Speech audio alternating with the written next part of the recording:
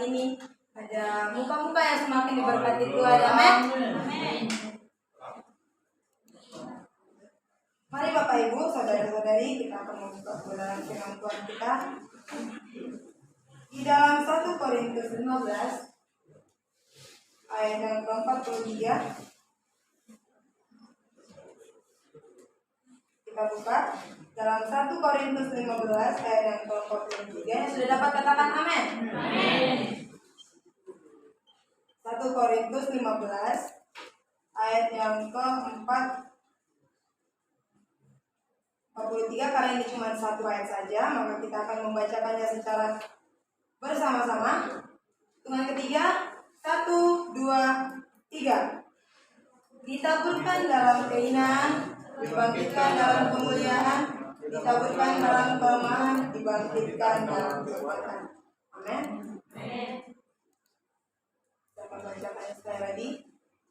Ditaburkan dalam kehinaan, dibangkitkan dalam kemuliaan, ditaburkan dalam kelemahan, dibangkitkan dalam kekuatan. Saya yakin Bapak Ibu saudara-saudara di dalam nama Tuhan Yesus Kristus, setiap kita memiliki kelemahan kita masing-masing yang membuat kita merasa insecure, yang membuat kita merasa tidak percaya diri untuk melakukan sesuatu yang mungkin itu akan merendahkan diri kita. Namun di sini saya akan mengangkat tema bagi kita semua, yaitu ubah rasa insecure menjadi rasa bersyukur. Katakan sama-sama dengan saya, ubah rasa insecure menjadi rasa bersyukur. Ubah rasa insecure menjadi rasa bersyukur. Dari kelemahan kita, Tuhan bisa memakai rasa insecure kita itu untuk menyatakan kemuliaan Tuhan dalam hidup kita. Tuhan bisa memakai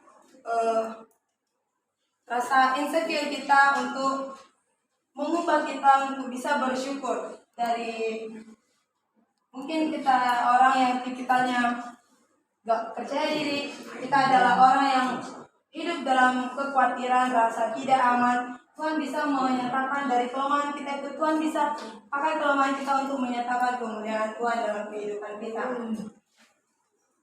Di sini saya akan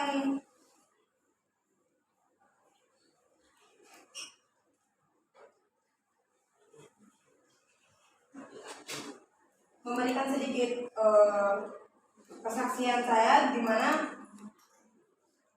saya adalah orang yang mudah untuk insecure.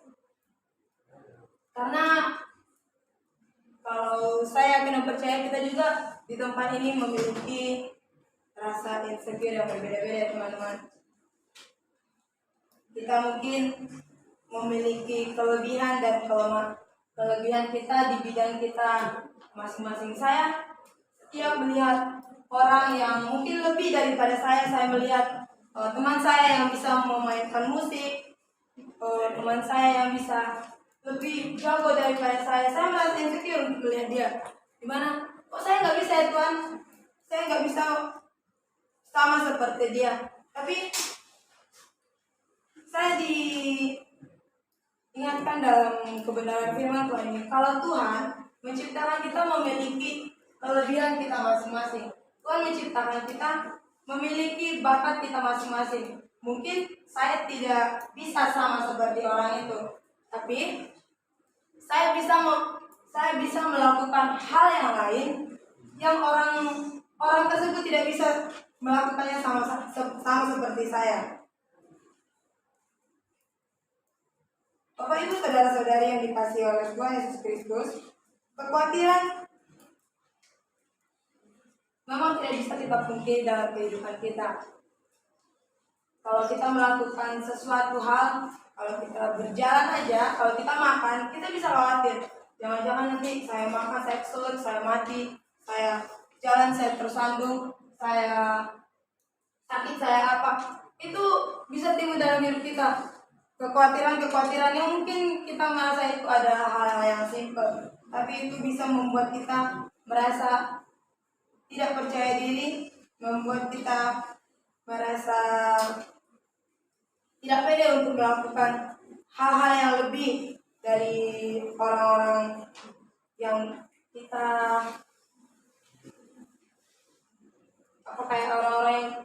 kita kurang pede untuk melihat dia. Di sini Apa itu? rasa insecure yang berlebihan itu, Coba pindahkan ke yang di depan ya. Ngomong terus. rasa insecure yang berlebihan bisa membuat kita cemas. Rasa insecure yang berlebihan bisa membuat kita khawatir. Ketika kita sudah insecure yang berlebihan, yang over, itu bisa menimbulkan frustasi dalam kehidupan kita. Kita tidak bisa bangkit, kita tidak bisa untuk mengupgrade diri kita untuk menjadi lebih baik. Di sini saya akan memberikan kunci untuk mengatasi insecure dalam kehidupan kita, yaitu kenali dirimu dan terima dirimu. Ketika kita mengenali diri kita, ketika kita menerima diri kita, saya yakin dan percaya kita bisa belajar untuk bisa menerima kelemahan kita. Ketika kita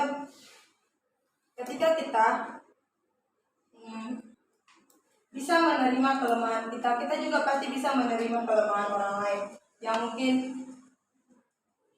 kita nggak terlalu dekat, atau kita mungkin sering melihat orang itu, kok mereka bisa ya melakukan hal-hal yang jauh lebih daripada saya. Itu kita bisa juga belajar dari orang itu. Nggak semestinya kita langsung datang belajar, atau mungkin kita malu kan. Kita malu untuk langsung bertanya ke orang itu, kita malu langsung untuk bertemu langsung face to face gitu ke mereka. Kita bisa belajar dari belakang. Kita bisa melihat bagaimana karakter dia, bagaimana perilaku dia, yang mungkin dapat kita ambil dalam kehidupan kita masing-masing.